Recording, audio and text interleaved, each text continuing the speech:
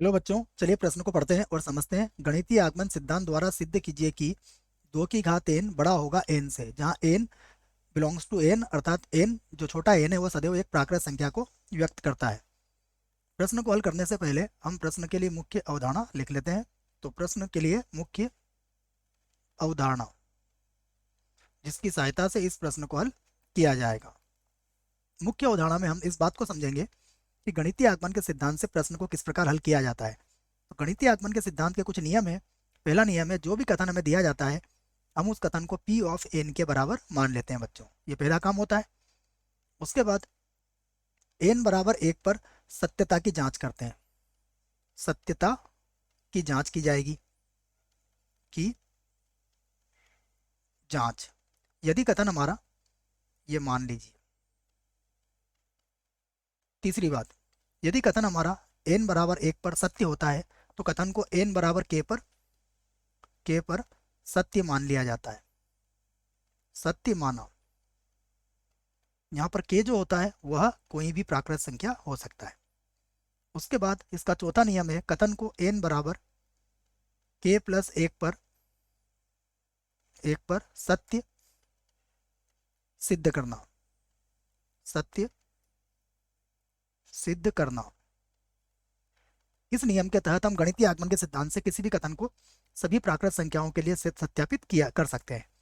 अब हमें जो फलन दिया गया है उसे भी हम यही करेंगे। सबसे पहले मैं लिख लेता हूं माना। माना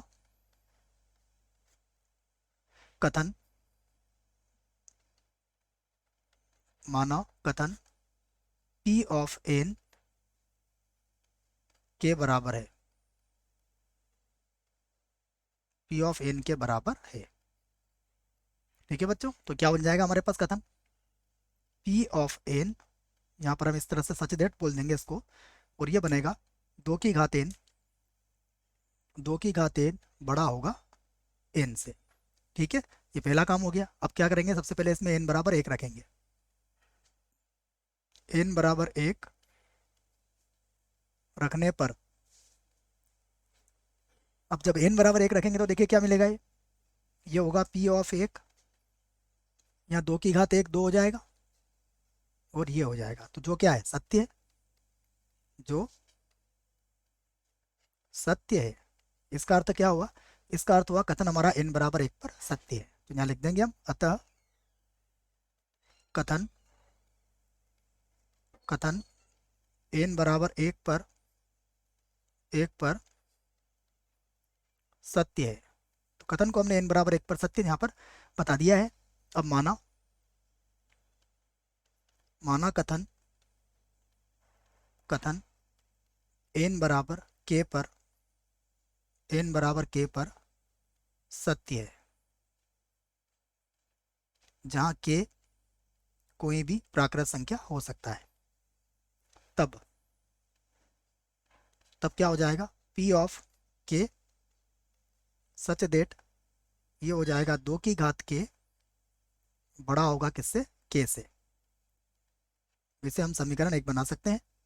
और अब सिद्ध करना है, सिद्ध करना है कथन कथन n बराबर k प्लस 1 पर सत्य होगा। अर्थात अर्थात क्या सिद्ध करना है हमें, हमें यह सिद्ध करना है P of k plus 1 such that 2 की घात k प्लस 1 बड़ा होगा k प्लस 1 से। यह बात हमें यहाँ पर सिद्ध करना है बच्चों। ठीक है, तो अब देखिए इसको सिद्ध करते हैं हम। अब हम क्या करते हैं, समीकरण नंबर 1 का प्रयोग करते हैं। यहाँ लिख लेता हूँ मैं समीकरण 1 से, इसको हमने सत्य मानी है।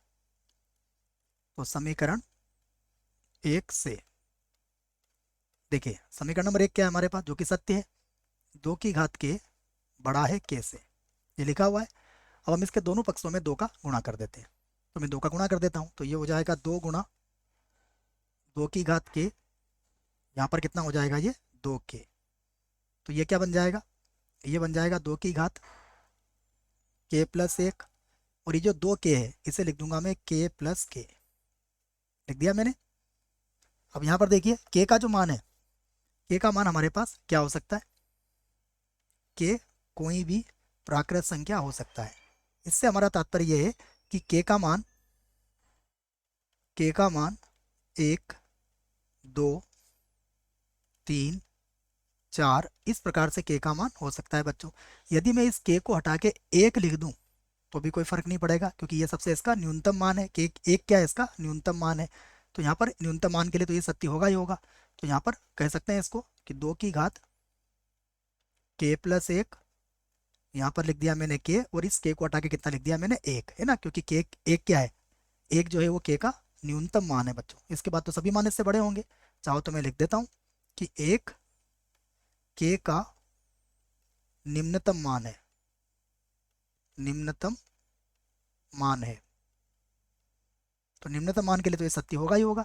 ठीक है, तो मैंने के को हटा के क्या लिख दिया है, के। तो ये कथन हमारा सिद्ध हो गया। तो अतः अतः n बराबर के प्लस 1 पर कथन कथन सत्य है, सत्य है। तो आप कह सकते हो इसलिए इसलिए गणितीय आगमन के सिद्धांत से, इसलिए गणितीय है ना बच्चों, एक बार देख लेते हैं गणितीय कैसे लिखा गया है। गणितीय सही लिखा है। गणितीय आगमन के सिद्धांत से, गणितीय आगमन के सिद्धांत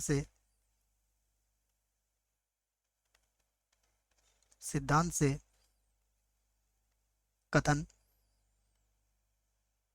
कथन P ऑफ n सभी प्राकृत संख्याओं के लिए, सभी प्राकृत संख्याओं के